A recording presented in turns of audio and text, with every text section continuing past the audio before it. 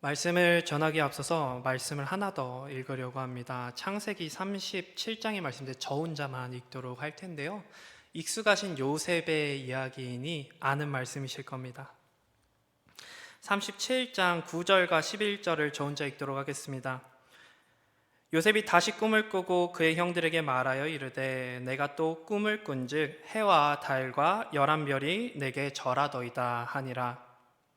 그의 형들은 시기하되 그의 아버지는 그 말을 간직해 두었더라. 아멘. 우리 성도님들은 수요 예배까지 믿음을 단단히 세우시는 귀하신 성도님들이다 보니까 요셉의 이야기를 모르시지는 않으실 겁니다. 그런데 그런 요셉의 이야기를 앞부분만 읽으면은 사실 이만큼 절망의 이야기는 없습니다. 제가 산하늘보를 맡고 청소년들을 맡는데 요새 청소년 언어로는 이런 억울함의 연속을 억가라고 합니다. 억지로 까댄다라는 뜻인데요. 손녀와 손자를 만나거나 또 젊은 청소년을 만날 때 아빠 나 용돈 좀 올려줘. 아 억가야 라고 하면은 아빠가 무슨 말을 하는지 안다고 할 겁니다. 아무튼 요셉의 이야기는 참 억울함의 연속이었고요. 누가 억지로 까내리지 않으면 이런 일이 없겠다 싶을 정도로 슬픔의 연속이었습니다. 형제가 배신을 하고 노예로 팔려갔죠. 선한 양심으로 보디발의 아내에게 유혹을 거절하였는데 그 대가가 모함을 당해서 옥에 갇히는 거였습니다. 그리고 관원장의 꿈을 잘 풀이해주었는데 그 당장의 결과는 그 술 맡은 관원장이 풀려났음에도 불구하고 요셉의 부탁, 나가면 나를 좀 기억해 주세요를 잊어버리는 거였습니다. 참으로 억가를 당한 거죠. 그런데 만일 요셉의 이야기를 이런 앞장을 읽는 데서 그만두지 않고 뒷장까지 읽는다면 그것이 반전이 되고 그것을 바라보는 우리의 시선이 180도 바뀐다는 것을 모르시는 분들은 없을 겁니다. 왜냐하면 요셉의 이야기가 역전되기 때문이죠. 결국 하나님의 역사 가운데 중요한 도구로 사용되기 때문에 애굽의 총리로 세워져서 하나의 백성을 구원하는 사랑의 역사의 중심이 되기 때문입니다. 그런데 이런 요셉의 삶을 읽다 보면은 한 번씩 이런 생각이 듭니다. 그런데 이런 요셉은 어떤 소망이 있었길래 그 기나긴 막막한 어려움도 이겨낼 수 있었을까? 요셉의 소망은 과연 무엇이었을까 하는 소망에 대한 질문입니다. 이런 요셉의 소망을 묻는 것은 저는 굉장히 중요한 질문이라고 생각을 합니다.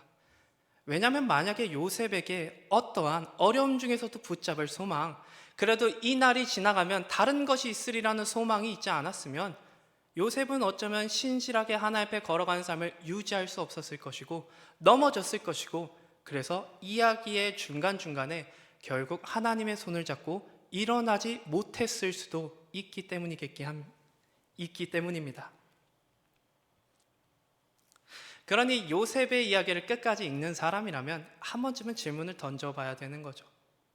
요셉의 소망은 과연 무엇이었을까? 요셉에게는 어떤 소망이 있었길래 그 기나긴 억울함과 고통과 고난과 막막함의 연속 가운데에서도 어떻게 믿음을 지키고 담대하게 하나님 앞에 신실히 나아가서 결국 일어날 수 있었을까 하고 질문할 수 있어야 된다는 거죠. 우리도 때로는 요셉과 같기 때문이겠죠. 때로는 막막함이 연속이 되는데 해답도 보이지 않을 때 우리 인생 가운데는 있기 때문입니다. 그래서 그런 요셉도 일어났으니까 나도 어쩌면 요셉의 비결을 알기만 하면 요셉처럼 일어날 수 있는 것은 아닐까? 요셉에게 나를 대입해보고 요셉의 소망을 또한 나의 소망으로 삼아서 일어날 수 있을지도 모르겠기 때문입니다. 그러니 오늘은 우리가 요셉의 소망을 추적해보기를 원합니다. 요셉에게는 어떤 소망이 있었을까? 참 소망이 필요할 때가 나도 있는데 요셉은 일어났으니까 나도 알면 일어날 수 있지는 않을까? 성경을 보면 하나님 분명 그의 자녀들에게 소망을 주십니다. 요셉에게 우리에게 필요한 그 소망이 무엇일까? 오늘의 말씀 예언은 이미 주어졌습니다. 입니다.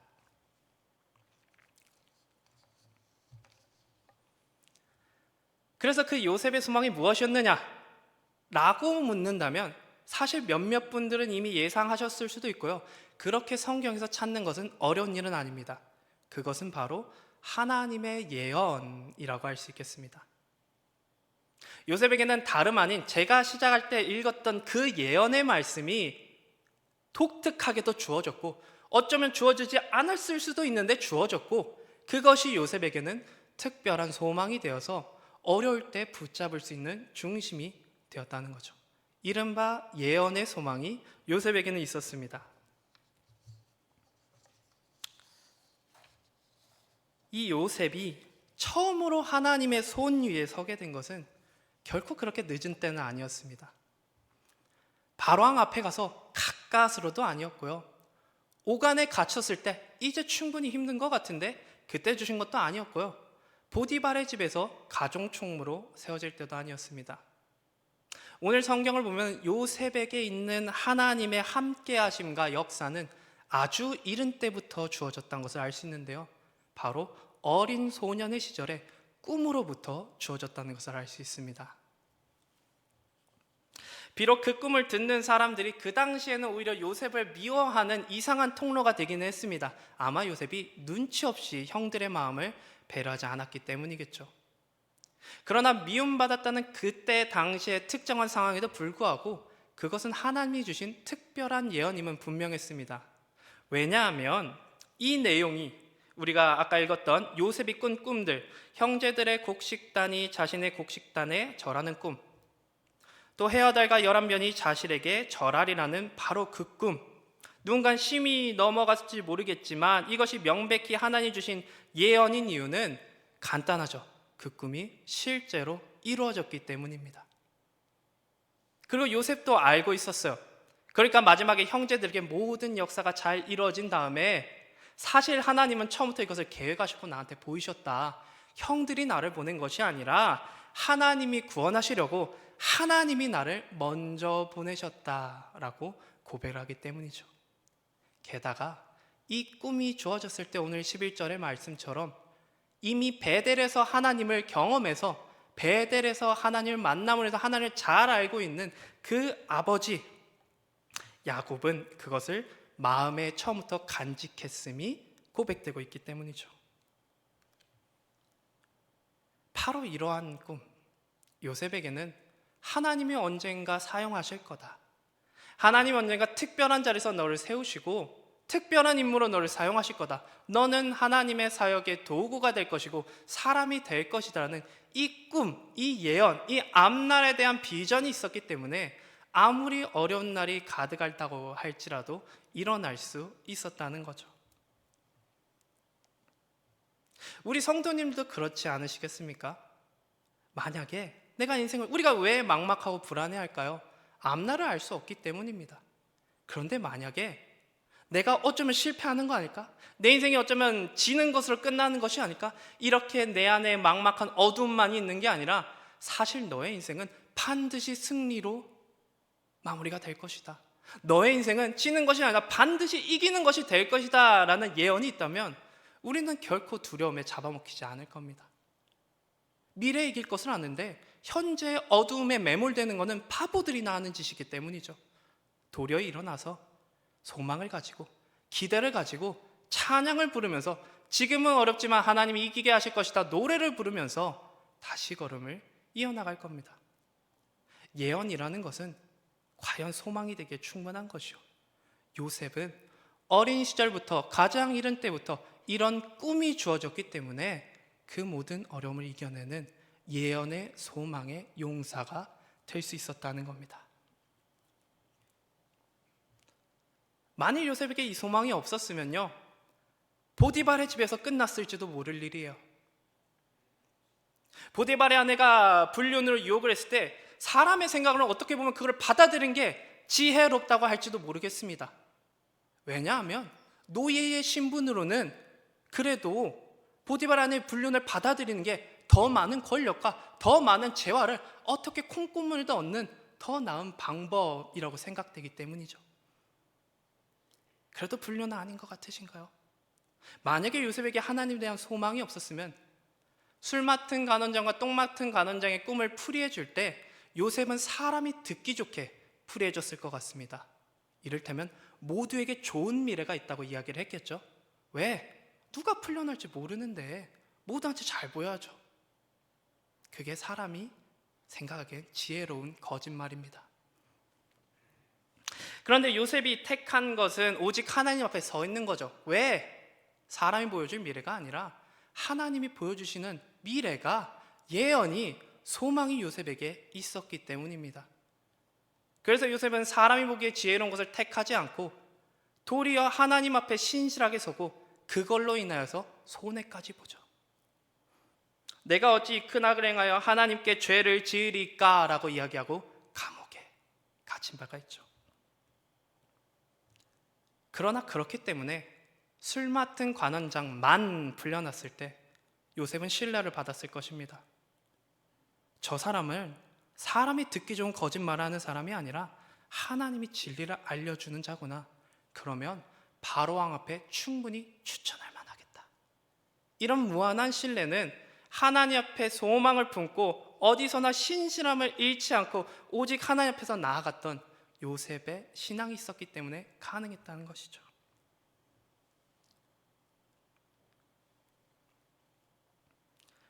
그러니 하나님이 우리를 고난에서 이기게 하시는 방법은 이제 너무나도 놀랍고 신비롭다라고 고백을 안 할 수가 없겠습니다.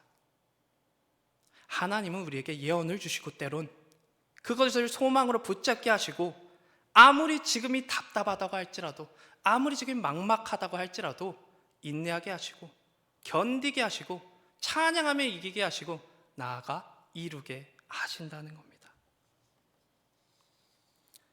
요셉이 어두움을 이겨냈던 비결은 요셉이 특별해서도 아니고 요셉에게 운이 좋아서도 아니고 그냥 인내심이 대단해서도 아니고 하나님이 예언을 주셨기 때문이다. 그 예언이 모든 것을 이겨낼 소망이 됐기 때문이다. 하나님은 예언을 주시고 그것을 소망으로 사용하시는 놀라우신 미래의 영원한 하나님이다.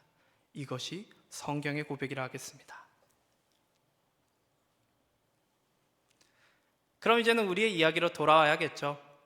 왜 우리가 요셉의 이야기, 사실상 남의 이야기를 추적하고 있었습니까? 그 이유는 나도 요셉같이 막막할 때 있는데 막막했던 요셉이 일어났던 그거 나도 한번 내 비결로 삼아보자. 나도 요셉처럼 요셉과 똑같은 소망 한번 품어봐서 그 소망 잡고 일어나보자 라는 우리의 신앙의 열정이 있었기 때문이죠. 만일 나에게도 그런 예언이 주어지면 어떨까요? 앞날을 몰라서 답답한데 내 인생이 망할 것 같아서 두렵고 밤잠을 이루지 못하는데 사실 그런 두려움에 떨 이유가 없고 내 앞날을 하나님이 정해두셨고 반드시 승리하겠다는 확언을 하나님 주시면 어떨까? 나도 그런 예언 한번 받아보고 싶다. 그런 생각이 우리를 강하게 사로잡는 듯합니다. 예언은 과연 소망할 바 되는 특별한 은사가 되는 것이죠.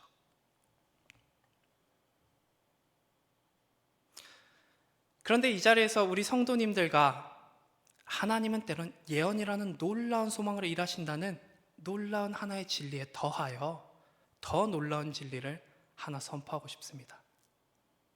그것은 바로 요셉에게 뿐만이 아니라 특별한 몇 명에게 뿐만이 아니라 우리 모두에게 예언은 이미 주어져 있다는 겁니다.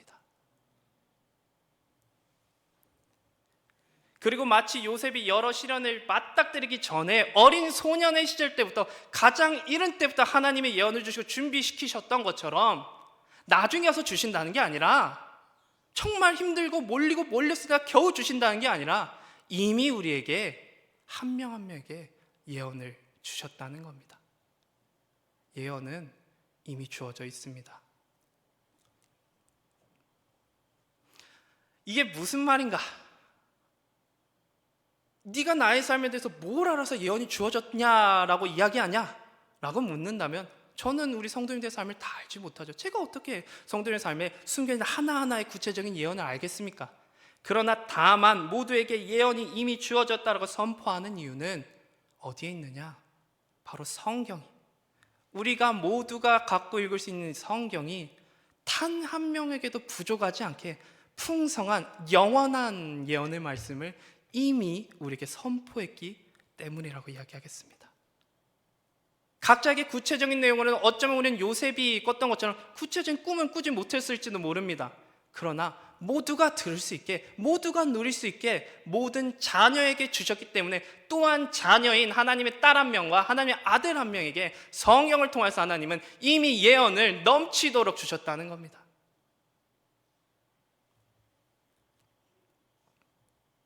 사람이 아니라 하나님이 우리를 위해 이미 예언하셨다. 저는 이 말을 더 잘 선포하기 위해서는 사람의 말과 하나님의 말이 다른 것이다, 완전히 질적으로 존재론적으로 질이 다른 것이다 라는 것을 이해해야 된다고 생각을 합니다. 사람은요, 예언을 하려면 미래 시제를 사용합니다. 여기 주면 I will, I would 이런 걸 사용하죠. 우리로 주면 뭐뭐 할 것이다, 이런 특별한 시제를 사용해야만 미래에 대해서 이야기를 할 수 있죠. 그런데 만약에 사람이 현재 시제를 사용한다면, 나는 오늘 밥을 먹었어 라고 이야기한다면 내일 밥을 먹을지, 내일도 그가 밥을 먹을지 안 먹을지는 모른다라고 생각하는 게 합당한 말에 대한 해석이죠. 그런데 하나님의 말은 달라서요, 혹여나 하나님이 현재 시제 나는 오늘 너를 사랑한다 라고 할지라도 동시에 미래에 대한 선포요, 예언이 된다는 걸 우리는 알 수 있어야 됩니다. 하나님이 현재 시제로 오늘 정의와 자비가 옳다라고 하시면은 동시에 미래에도 정의와 자비가 오를 것이다, 그러니 나는 정의와 자비의 열매를 이룰 것이다를 동시에 선포한다는 걸 우리는 알 수 있어야 됩니다. 하나님의 말씀은 선포와 동시에 예언이 됩니다. 아주 특별한, 독특하고 유일한 특징을 갖고 있죠. 이른바 하나님의 말씀의 영원성이다 라고 이야기하겠습니다. 왜 하나님은 오늘 말씀하실 때 동시에 미래를 말씀하실 수 있는가? 왜 하나님 오늘 이렇다라고 하신 말씀이 내일도 이럴 것이라는 것을 보장하고 확언을 주는가? 라고 하면 이제 그 이유는 이거라고 이야기를 하겠습니다. 사람은 어리석고 유한하여 지금밖에 책임지지 못하지만, 사람과 상황은 시시각각 변하여서 지금밖에 이야기를 하지 못하지만, 담재하지 못하지만, 하나님은 전능하시고 신실하셔서 모든 것을 책임지실 수 있기 때문이라고 하겠습니다.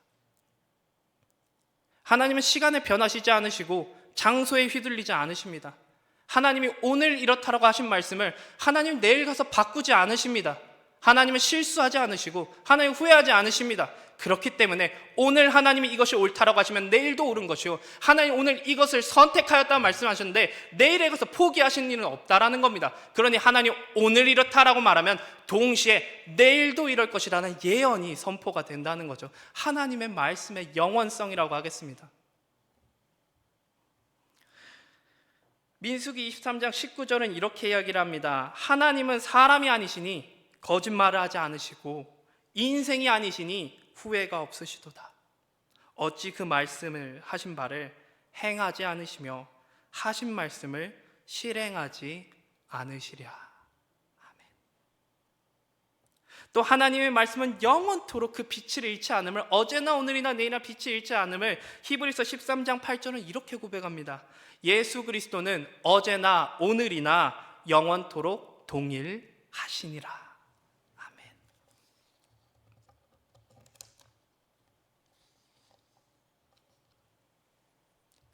하나님이 오늘 여기서 옳다고 하셨으면 그것은 동시에 온 우주에서 모든 시간에서 영원토록 옳은 말씀이 됩니다. 하나님만이 전능하셔서 그렇게 하실 수 있고, 하나님만이 신실하셔서 약속을 반드시 지키시는 나의 아버지가 되시기 때문입니다. 그렇기 때문에 하나님은 오늘로 얘기하실지라도 항상 예언을 주시는 분, 하나님의 오늘의 말씀을 통해서 우리는 항상 미래까지 내다볼 수 있는 믿음으로 내일을 아는 자녀가 될 수 있다는 거죠. 그러니 이제 우리가 깨달을 것은 이것이 되겠습니다. 하나님은 이 성경 한 권만큼 넘치도록 우리한테 예언을 주셨다는 거죠. 시제는 중요하지 않아요. 하나님의 말씀은 어제나 오늘이나 내일이나 동일하시기 때문입니다. 하나님 그렇다고 하셨으면 어제도 그랬던 것이요, 지금도 그런 것이요, 내일도 그럴 것입니다. 하나님 우리에게 정말 부족함 없이 넘치도록 예언을 이미 주셨다는 것, 이것이 하나님의 말씀에 대한, 하나님의 특별함에 대한 자녀의 고백이라는 것이죠. 그럼 우리가 이제 해야 될 질문은 이것이라고 생각합니다. 그럼 그 중에 우리가 앞길을 나아갈 때 꼭 기억해야 되는 핵심은 무엇이냐? 앞날을 기댈 수 있는 하나님 말씀의 핵심은 무엇이 있겠느냐? 이겠죠. 우리에게 주어진 예언은 무엇이냐라고 하냐면 이제 두 가지를 집약적으로 요약할 수 있다고 생각합니다. 첫째는 하나님이 어제나 오늘이나 내일이나 함께 하신다는 겁니다. 그리고 둘째는 그런 하나님과 동행하면서 사랑을 이루기 위해서 사랑을 쫓아가는 자 승리한다는 겁니다. 하나님은 이런 것을 우리에게 말씀하셨습니다. 하나님은 항상 함께 하실 것이다. 내일도. 하나님은 사랑을 기뻐하시고 사랑을 이루실 것이다. 내일도. 그러니 하나님과 동행하면서 사랑을 이루기 위해서 계속 나아가는 자 반드시 승리를 마주할 것이다. 이 놀라운 예언이 우리에게 모두에게 이미 주어졌다는 거죠.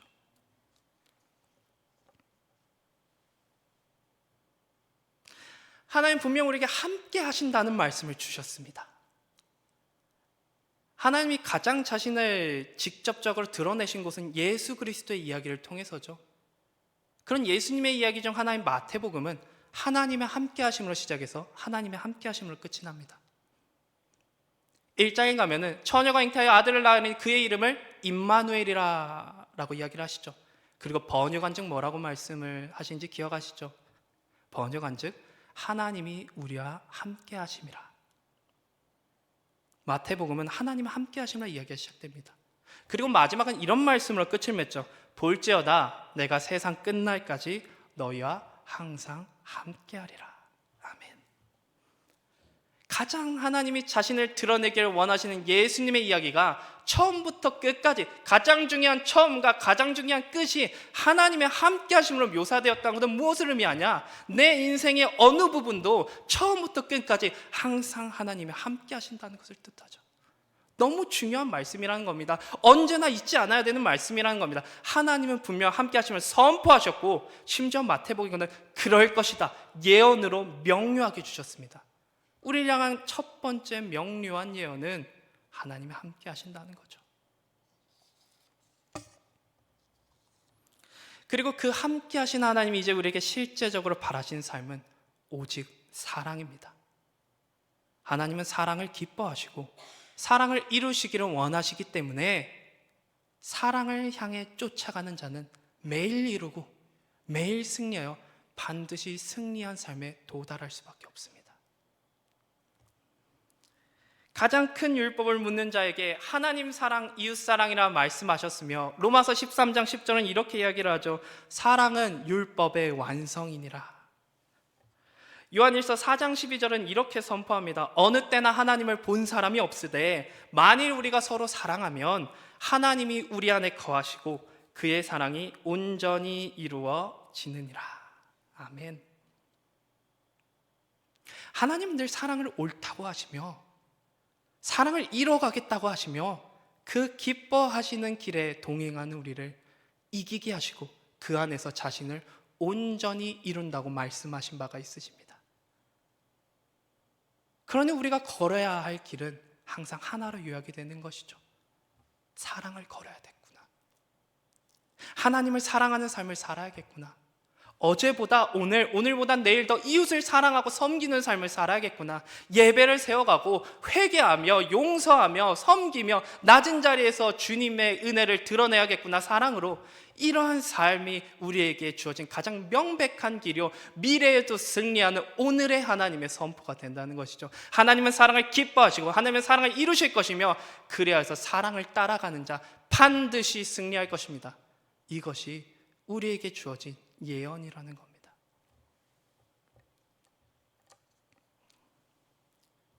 이제 요한복음 8장 29절은 하나님의 함께 하신다는 미래의 선포와 사랑을 따라가는 자 반드시 승리하려는 선포를 한 말씀으로 집약적으로 요약해 줍니다. 요한복음 8장 29절, 나를 보내신 이가 나와 함께 하시도다. 나는 항상 그가 기뻐하신 일을 행함으로 나를 혼자 두지 아니하셨느니라. 아멘.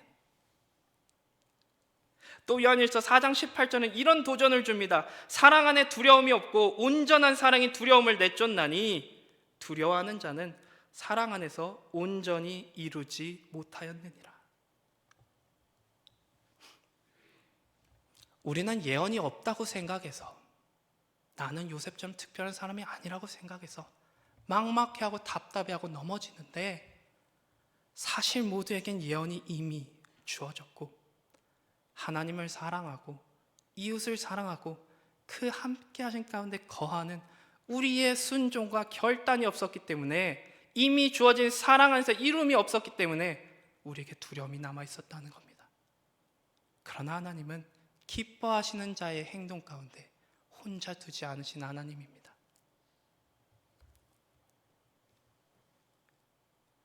그러니 우리가 이제 새로운 마음을 세워야 한다라고 선포하고 싶습니다.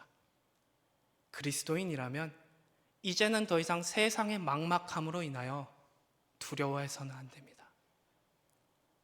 더 이상 지나간 과거에 의해서 좌지우지돼서도 안 되며, 오늘의 어두움으로 인하여서 매몰되는 그런 안타까운 현상에 넘어져서도 안 됩니다. 그러지 않고 반드시 다시 소망의 기도를 시작해야 됩니다. 반드시 다시 사랑을 향해 나아가는 결행을 시작해야 됩니다. 왜? 전능하신 하나님이, 약속을 지키시는 신실하신 하나님이 나와 함께 사랑을 이뤄가는 자 이기게 하시겠다고 모든 시제로 우리에게 영원토록 말씀하셨기 때문이며, 그 예언이 특별한 사람에게가 아니라 바로 나에게, 모두에게 이미 주어졌기 때문입니다. 사랑을 향해 나아간 자 반드시 승리하리라. 그러니 너도 사랑을 향해, 하나님 사랑과 이웃 사랑을 향해 다시 나아가고, 그리고 평안하고 자유하라. 이 말씀이 단 한 번도 빠짐없이 명료했던 것입니다.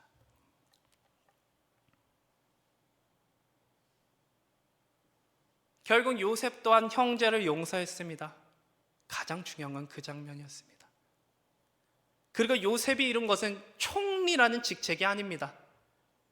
이집트를 구원한 것이며 이스라엘 백성을 구원한 것입니다. 사랑의 역사였습니다. 그러나 그 요셉의 인생의 앞장을 우리는 다시 기억합니다. 막막함의 연속이었습니다. 그런데 어떻게 요셉이 일어날 수 있었느냐? 어떻게 신실함을 지킬 수 있었느냐? 예언의 소망이 있기 때문이었습니다. 그렇다면 오늘 우리도 예언의 소망을 기억하고 다시 영원한 말씀을 나의 삶 가운데 불러일으킨다면 우리도 이길 수 있을 것입니다. 그러니 다시금 삶이 막막함 우리에게 강요할 때 계속해서 강요하겠죠. 이미 하고 있겠죠. 이제는 우리가 소망의 빛을 잃지 않을 수 있었으면 좋겠습니다. 하나님은 신실하시고 하나님은 전능하셔서 하나님의 빛은 아직 오지 않은 저 영원한 미래로부터 뻗어져 나와서 오늘도 나를 마중나옵니다. 지금의 나의 주인은 어두움이라고 할지라도 저 멀리서부터 항상 하나님의 빛은 길을 알리시고 우리의 눈 가운데 명료하게 비추입니다. 그러니 우리가 항상 해야 되는 것은, 그러나 내가 사랑을 따라가고 있지 않은가? 그러면 승리하리라. 소망의 기도를 다시 세우고 평안하고 담대하는 이 하나뿐일 것입니다. 우리 모든 성도님들에게 주어진 예언이 저에게도 이미 주어졌습니다. 그러니 어제보다 내일 더 하나님을 사랑하고 이웃을 사랑하는 삶을 택하고 담대하려 합니다. 그런데 저에게도 주어진 이 이미 주어진 예언이 우리 모든 성도님들에게도 주어졌습니다. 그러면 하나님 앞에 우리가 어떤 기도로 다시 나아가야 하겠습니까? 예언은 이미 주어졌습니다. 기도하겠습니다.